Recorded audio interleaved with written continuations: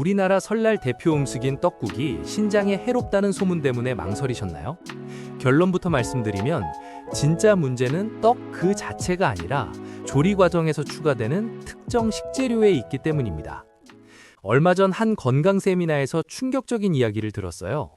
명절 직후 신장 수치가 급격히 나빠져 병원을 찾은 분이 계셨는데 원인은 바로 떡국을 먹는 방식에 있었습니다. 명절 후 신장 수치가 급변해 병원을 찾는 사례가 적지 않은 만큼 올바른 조리법을 아는 것이 무엇보다 중요합니다. 이번 설, 신장 걱정 없이 식사하실 수 있도록 과학적 근거를 바탕으로 한 신장 맞춤형 조리법 5가지를 공개합니다. 여러분의 소중한 시간을 아껴드리기 위해 가장 효과적인 1순위 비결부터 핵심만 바로 짚어드립니다. 믿고 끝까지 들어주세요. 지금 바로 시작합니다. 첫 번째 방법입니다. 식초 넣은 초간장 활용하기. 식초가 건강에 좋다는 건 다들 아시잖아요. 그런데 구체적으로 어떻게 좋은지는 잘 모르시는 분들이 많으세요.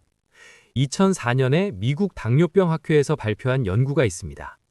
식초의 아세트산 성분이 식후 혈당 상승을 25에서 30% 정도 억제한다는 내용이었어요. 작동 원리는 이렇습니다. 우리가 떡을 먹으면 소화 과정에서 당으로 바뀌는데 식초가 이 과정을 천천히 진행시킨다는 거죠. 급격한 혈당 상승이 신장에 얼마나 부담을 주는지는 의학계에서 오래전부터 경고해온 사실입니다. 이미 잘 알려진 대로 식초를 넣은 초간장 제조법은 매우 간단합니다. 하지만 그 효과는 정말 대단합니다. 간장 2스푼, 식초 1스푼, 2대1 비율로 섞으시면 됩니다. 여기에 파를 다져 넣거나 통깨를 뿌리면 풍미가 더 좋아지고요. 떡을 한 입 크기로 집어서 이 초간장에 살짝 찍어 드시면 됩니다. 2019년 한국영양학회지에도 관련 연구가 실렸는데요. 동일한 탄수화물 섭취량이라도 식초를 곁들이면 식후 혈당이 평균 20% 낮게 유지된다고 합니다. 여기서 한 가지 더.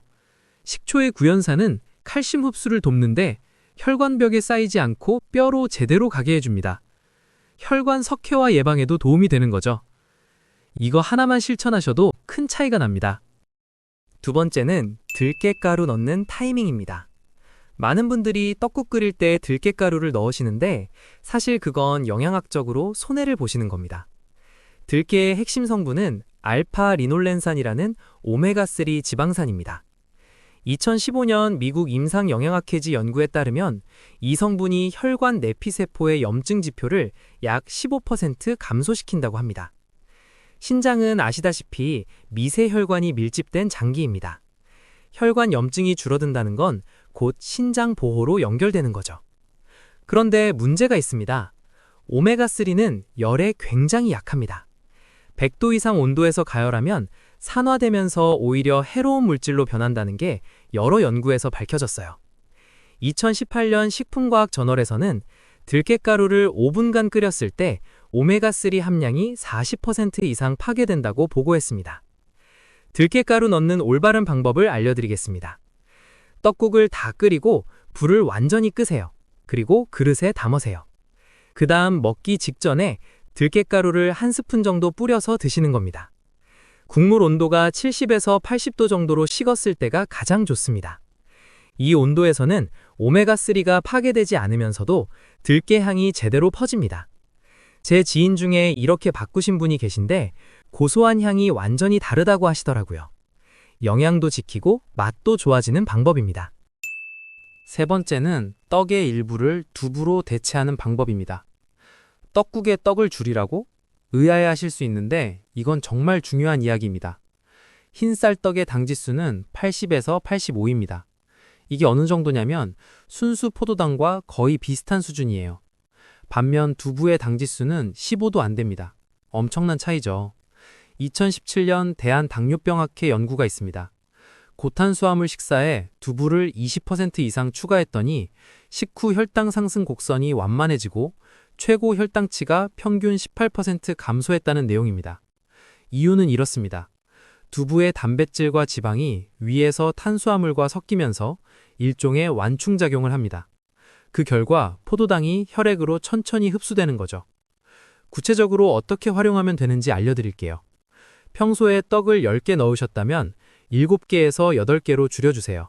그리고 두부 약 100g을 1cm 두께로 썰어서 넣으시면 됩니다. 떡 넣을 때 같이 넣으시면 됩니다. 두부는 식물성 단백질이라 소화 후 생성되는 질소 노폐물이 동물성 단백질의 60% 수준밖에 안 됩니다. 신장 부담이 훨씬 적다는 뜻이죠. 2020년 대한신장학회지에서도 식물성 단백질 위주 식단이 만성 콩팥병 진행을 늦춘다는 연구 결과를 발표했습니다. 국물도 더 구수해지고 부드러워집니다. 한번 해보시면 아시게 될 겁니다. 네 번째는 매생이를 마지막 단계에서 추가하는 것입니다. 요즘 매생이 떡국 많이 드시죠? 그게 단순히 유행이 아닙니다. 영양학적으로 정말 근거가 있는 조합이에요. 매생이에는 알긴산과 푸코이단이라는 성분이 들어있습니다. 특히 알긴산은 수용성 식이섬유인데 특별한 성질이 있어요. 장 내에서 나트륨 이온과 결합해서 복합체를 만들고 그대로 배설된다는 겁니다. 2016년 한국식품영양과학회지 연구를 보면 알긴산 3g 섭취 시 나트륨 배설량이 약 30% 증가했다고 합니다. 떡국 한 그릇에는 보통 1,500에서 2,000mg의 나트륨이 들어있습니다. 매생이가 이 중 상당량을 흡착해서 몸 밖으로 내보내는 거죠. 나트륨 과다 섭취는 혈압을 올리고 신장의 체과부하를 일으킵니다.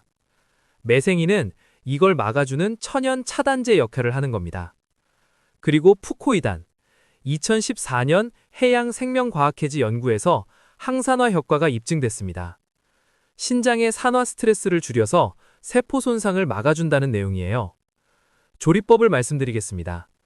떡국이 거의 완성됐을 때 마지막 1, 2분에 매생이 한 줌, 약 20에서 30g 정도를 넣으세요. 너무 오래 끓이면 알긴산이 분해되어 효과가 감소합니다. 색도 예쁘고 식감도 부드러워서 드시기 좋습니다. 마지막 5번째는 새우젓을 활용하는 방법입니다. 새우젓을 단순한 짠 젓갈로만 생각하시면 안 됩니다. 발효식품이 가진 힘이 있거든요.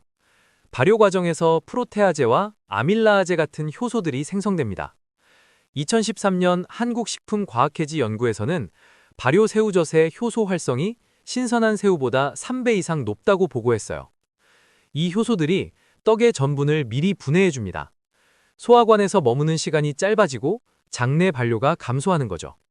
결과적으로 장내 독소 생성이 줄어들고 신장이 걸러내야 할 독소량도 감소합니다. 그런데 주의하실 점이 있습니다. 새우젓은 염도가 높습니다. 그래서 국물에 직접 풀면 안 됩니다. 대신 이렇게 하세요. 떡국을 그릇에 담고 떡 위에 새우젓을 한두 마리만 올려놓으세요. 한 입씩 드실 때 함께 드시는 겁니다. 2021년 한국조리과학회 연구에 따르면 이 방식으로 먹으면 나트륨 섭취량이 국물에 풀어 먹을 때의 3분의 1 수준으로 줄어든다고 합니다.